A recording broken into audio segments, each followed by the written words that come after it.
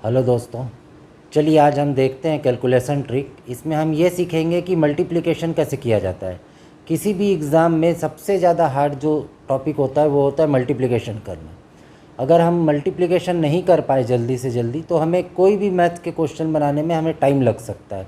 तो आज हम ये देखेंगे कि मल्टीप्लिकेशन कितने आसानी से हम कर सकते हैं।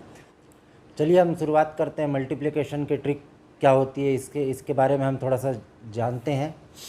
चलिए, सबसे पहले मैं आपको ये बताऊंगा कि किसी भी संख्या का अगर हम 9 या 99 या हम अगर इस टाइप के अगर किसी भी संख्या का मल्टीप्लिकेशन करेंगे तो क्या आएगा। चलिए अब मैं एक एग्जांपल लेता हूँ। देखिए, अगर नॉर्मल सा एक डिजिट है तो मान लीजिए अगर मैं ये लेता हूँ तो ये तो खैर सबको पता होगा कि इसका आंसर क्या होगा। मैं दूसरे वाले एग्जांपल की बात करूँ और मुझे करना है अगर 82 इंटू 99। देखिए, अगर इस टाइप का कोई भी क्वेश्चन एग्ज़ाम पे आ गया तो आप इसे करने में टाइम लगा सकते हैं। लेकिन देखिए दोस्तों, इसका बहुत ही इजी एक तरीका होता है इसे करने का। चलिए हम उसे देखते हैं कि हम उसे कैसे कर सकते हैं।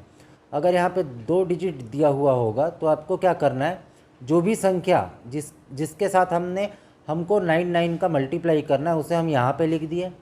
अगर 2 डिजिट है तो इसका मतलब हम उसमें 100 का मल्टीप्लाई कर देंगे। तो देखिए, अगर 82 मैंने लिखा हुआ है, अगर इसमें मैं 100 का मल्टीप्लाई करूँगा तो ये क्या होगा, तो ये हो जाएगा 8200। ओके, तो आपको क्या करना है, कोई भी संख्या अगर दी हुई है तो उसमें सीधे सीधे आप 8200 कर दीजिए और जो भी संख्या दी हुई है उसको उसमें माइनस कर दीजिए। ठीक है, आपको माइनस करना है। तो अगर मैं 8200 में 82 को घटाऊँगा तो क्या आएगा, तो देखते हैं। चलिए, 10 में 2 गया 8, 9 में 8 गया 1, 2 और ये होगा दोस्तों आपका आंसर। मतलब अगर आप 82 इंटू 99 करेंगे तो आपका आंसर आएगा 8218। ठीक है, चलिए एक और एग्जांपल से हम इसे और अच्छे तरीके से देखते हैं। चलिए एक और कोई सी संख्या ले लेते हैं। हम ले लेते हैं 46 इंटू 99। ओके, चलिए अब हम एक बार इसे करके देखते हैं। सेम, अगर हम 99 ले रहे हैं तो यहाँ पे क्या करना है, 100 के साथ मल्टीप्लाई करना है। तो ये क्या हो जाएगा, देखिए 100 के साथ मल्टीप्लाई करना काफ़ी ईजी है। जो भी संख्या दिया होगा उसके बाद आपको 2 ज़ीरो बस लगाने हैं। ठीक है, उसके बाद हमारा नेक्स्ट स्टेप क्या था, जो भी संख्या है उससे माइनस कर देना है। तो हम यहाँ पे माइनस कर देते हैं। 10 में 6 गया 4 और 9 में 4 गया 5, यहाँ पे बच गया आपका 5 और ये 4। देखिए दोस्तों, आप चाहें तो कैलकुलेटर में करके देख सकते हैं। 46 इंटू 99 क्या होगा, 4554। ठीक है, चलिए हम एक बड़ी संख्या का करने की कोशिश करते हैं। अगर ये क्वेश्चन दिया होता कि 123 इंटू 999। ठीक है, अगर इस टाइप के में 3 डिजिट का अगर संख्या होगी, इस तरफ 3 डिजिट होगा तो क्या करना है, हमें क्या करना है। देखिए, अगर 2 डिजिट होता है तो हम 100 से मल्टीप्लाई करते हैं। अगर 3 डिजिट होगा तो हमें 1000 से मल्टीप्लाई करना है। मतलब जितने भी 9 दिए हुए हैं उसमें सिर्फ एक को ऐड करेंगे आप और उसके साथ मल्टीप्लाई कर देंगे। तो देखिए, अगर 100 से मल्टीप्लाई करते हैं तो 123 के बाद 2 जीरो लगता। अगर हम 1000 के साथ मल्टीप्लाई करेंगे तो 123 के बाद 3 जीरो लग जाएगा। ठीक है, अब क्या करना है, वापस वही स्टेप, यहाँ पे 123 को माइनस कर दीजिए आप।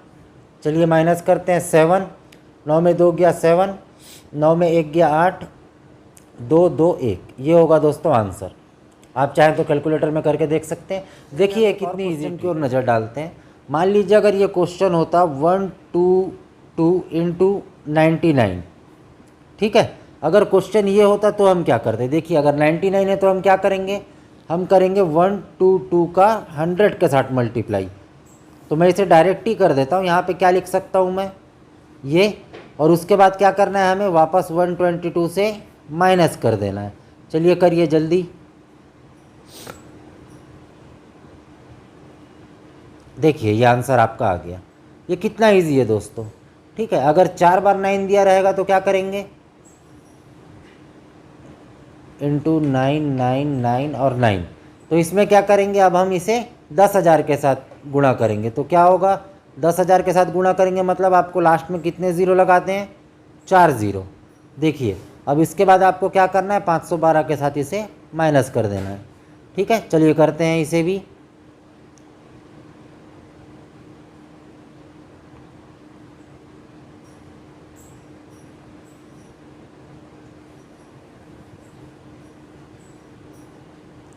देखिए दोस्तों, ये भी कितनी आसानी से हो गया। ठीक है, चलिए अब हम ऐसा करते हैं, हम एक और ट्रिक सीखते हैं कि जिसमें अगर डिफरेंट नंबर हो तो हम उसका मल्टीप्लाई देखते हैं कि multiplication tricks for different number. Okay, अभी तक तो हमने जो देखा उसमें 9 और 9 आ रहा था, लेकिन अब हम जो देखेंगे वो है multiplication tricks for different number, जो कि आपको एग्ज़ाम में सबसे ज़्यादा पूछा जाएगा। तो मान लीजिए मैं एक क्वेश्चन ले लेता हूँ, 87 इंटू 68 क्या होगा। अगर एग्ज़ाम में इस टाइप के क्वेश्चन आएंगे तो थोड़ा सा तो समय आपको लगेगा ही, लेकिन इसके लिए मैं आपको एक फॉर्मूला बता रहा हूँ, वो काफ़ी इजी फार्मूला होगा आपके लिए। अगर आप इसे प्रैक्टिस में ले आएंगे तो आपको इसे लिखने की ज़रूरत नहीं पड़ेगी, आप इसे डायरेक्ट बना सकते हैं। चलिए हम एक बार इसका फॉर्मूला देखते हैं। अगर वीडियो अच्छी लग रही होगी तो प्लीज़ लाइक और सब्सक्राइब कीजिए। चलिए हम इसके फॉर्मूले के बारे में जानते हैं। मैं इसके फॉर्मूले में ए, बी और सी और डी से डिफ़ाइन करना चाहूँगा। ठीक है, अगर मैं इस वाले नंबर को ए, बी और सी और डी के फॉर्म में लिखूँगा तो आपको क्या करना है मैं आपको यहाँ पे लिख के बता देता हूँ स्टेप वाइज। अभी मैं आपको समझा रहा हूँ इसलिए थोड़ा सा वक्त लग रहा है, अगर आप इसे अपने प्रैक्टिस में ले आएंगे तो आपको इसमें वक्त नहीं लगेगा। तो चलिए सबसे पहले हम देखते हैं स्टेप वाइज।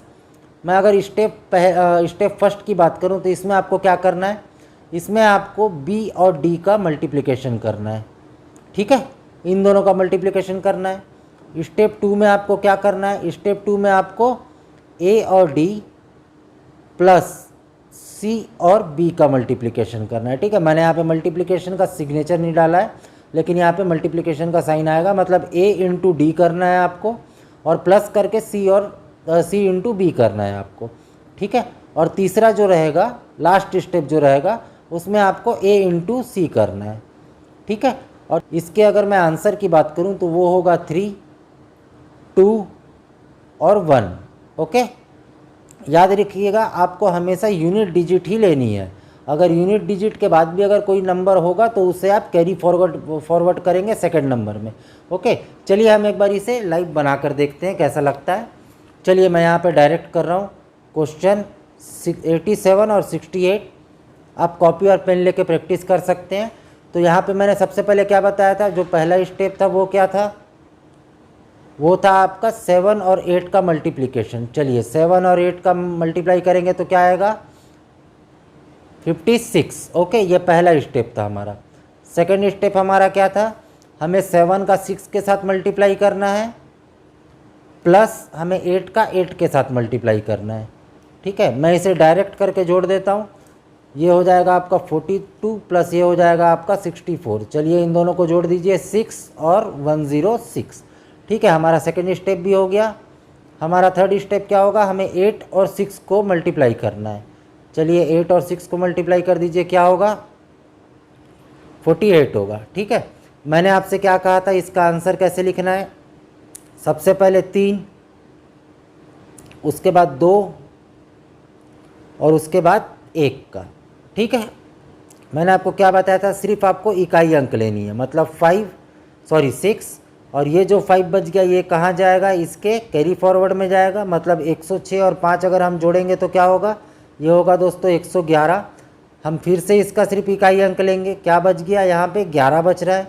11 वापस कहाँ जाएगा, इसके कैरी फॉरवर्ड में। अब 48 और अगर मैं 11 को जोड़ूंगा तो क्या होगा,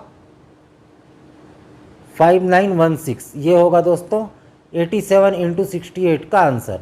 देखिए मैंने आपको ये वाले क्वेश्चन में समझाया है, इसलिए ये लंबा बना है। हम एक क्वेश्चन ऐसा करते हैं जिसमें हम लिखेंगे नहीं, हम इसे डायरेक्ट करने की कोशिश करेंगे। आप भी इससे समझ जाएंगे कि मैं क्या कहना चाह रहा हूँ। चलिए हम देखते हैं एक और क्वेश्चन लेके।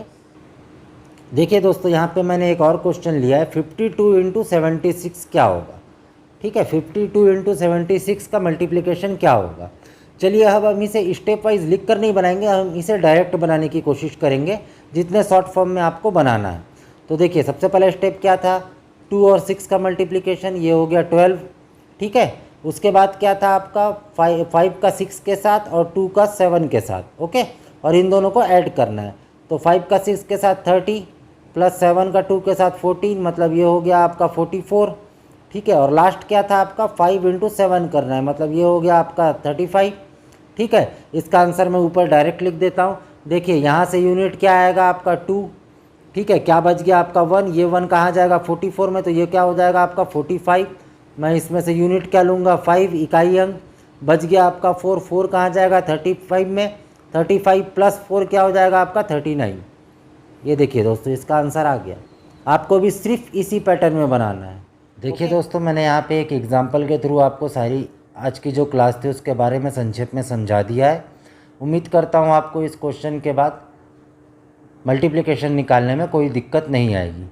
चलिए अब हम देखते हैं कि 3 डिजिट के जो नंबर होते हैं उसके मल्टीप्लिकेशन हम कैसे निकाल सकते हैं।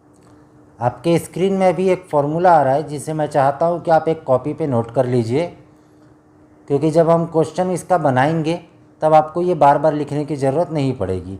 तो आप इसे समझने के लिए एक बार अपने बुक्स पे नोट कर लीजिए। चलिए अब हम क्वेश्चन की ओर देखते हैं। अगर वीडियो आपको पसंद आ रही होगी तो प्लीज़ लाइक और सब्सक्राइब करें। चलिए दोस्तों आज हमारा जो पहला क्वेश्चन है 3 डिजिट के मल्टीप्लिकेशन के लिए हम लेते हैं 2 अंक। एक है हमारा 146 का हम मल्टीप्लिकेशन करेंगे 272 के साथ। चलिए अब हम इन दोनों का मल्टीप्लिकेशन निकालते हैं। क्या होगा, आपने जो फॉर्मूला लिखा था इससे पहले मैं उसकी बात करता हूं। तो उसमें हमने सबसे पहले क्या किया था, जो हमारा फर्स्ट स्टेप था जो कि हम इकाई अंक की संख्या के लिए करते हैं, तो हम C और F का जो है हम मल्टीप्लिकेशन करते हैं। तो यहाँ पे मैं डायरेक्ट कर रहा हूँ, 6 और 2 को अगर हम गुणा करेंगे तो क्या आएगा, ये आएगा आपका 12। ठीक है, ये हमारा इकाई अंक के लिए हो गया। जो हमारा धाई अंक है जिसे हम टेंस कहते हैं, इसके लिए हम क्या करते थे, इसके लिए हम 4 का मल्टीप्लिकेशन 2 के साथ करते थे और 6 का जो गुणा है वो हम 7 के साथ करते थे और इन दोनों को हम जोड़ देते थे। तो चलो हम करते हैं, 4 का गुणा हम 2 के साथ करते हैं प्लस, और हम 6 का गुणा करेंगे 7 के साथ। मैं यहाँ डायरेक्ट जोड़ूंगा, 4 दूनी 8 हो जाएगा आपका और 6 सत्ते 42, 42 और 8 आपका हो जाएगा 50। ठीक है, चलिए अब हम देखते हैं सैकड़े के लिए। सैकड़ा के लिए हम क्या करते हैं, सैकड़ा जो सबसे ज़्यादा टफ है यहाँ पे, इसके लिए हम 6 का मल्टीप्लिकेशन 2 के साथ करेंगे। ठीक है, मैं यहाँ स्टेप बाय स्टेप लिख रहा हूँ। 6 का मल्टीप्लिकेशन 2 के साथ और 1 का मल्टीप्लिकेशन 2 के साथ। चलिए प्लस जो ये बीच का है वो आपस में ही मल्टीप्लाई होगा, तो 4 × 7, इसे भी मैं डायरेक्ट करूँगा। 6 दूनी 12, 2 एकम 2, 12 और 2 14, 7 चौक 28, मतलब 14 और 28 आपका क्या हो गया, ये हो गया दोस्तों आपका 42। और उसके बाद 1000, ये हम 1000 के लिए अब क्या करेंगे, अब हम 4 का गुणा 2 से करेंगे प्लस हम 1 का गुणा 7 के साथ करेंगे। फॉर्मूले को देखिए आप समझ जाएंगे मैं क्या कहना चाह रहा हूँ। चलिए इसे भी मैं डायरेक्ट करता हूँ। 4 दूनी 8 और 7 एकम 7, और 8 और 7 को अगर हम जोड़ेंगे तो क्या आएगा, ये आएगा आपका 15। ठीक है, लास्ट जो 10,000 होगा उसके लिए हम क्या करेंगे, उसके लिए हम जो सबसे पहली संख्या है उन दोनों का गुणा करेंगे। तो यहाँ पे क्या है 2 और 1, अगर मैं 2 × 1 करूँगा तो 2 ही आएगा। ठीक है, चलिए अब हम लिखते हैं 146 का मल्टीप्लिकेशन अगर हम 272 के साथ करेंगे तो क्या आएगा। चलिए देखते हैं। सबसे पहले जो संख्या आई हुई है मैं उसे लिख देता हूँ। यहाँ पे 2, यहाँ पे 15, यहाँ पे 42, यहाँ पे 50 और ये 12। चलिए लिखते हैं 2, 15, 42, 50 और 12।